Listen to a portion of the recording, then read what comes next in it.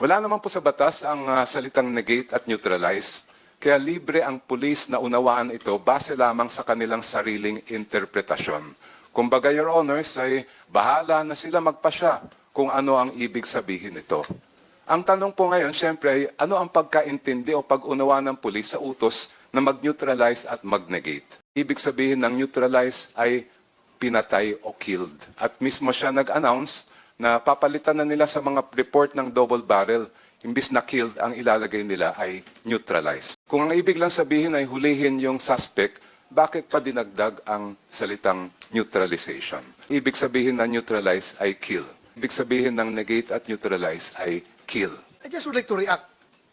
Yung insistence ni Atty. Jokno about using the word neutralize, na puro killing lang ang gusto niyang palabasin. If you can remember, Atty. Jokno, during our senatorial debate doon sa UST, almost 6 years ago, sinagot na kita tungkol dyan. Kasi insisting ka na pag-neutralize, patay agad. Sinagot na kita extensively doon sa debate na yun. Kaya nga siguro ako nanalo. Ginawa akong senador ng taong bayan. Dahil nasagot ko yung tanong mo na yun. Yung negation operations ay pagkakandak ng operations against the suspects.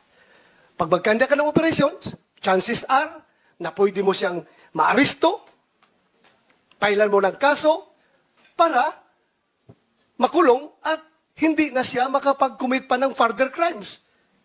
Ngayon, sabi mo patay. Yes, pwede mayroong mamatay dyan sa neutralization kapag ang suspect ay lumaban sa operation because by all means, ang police has to defend themselves.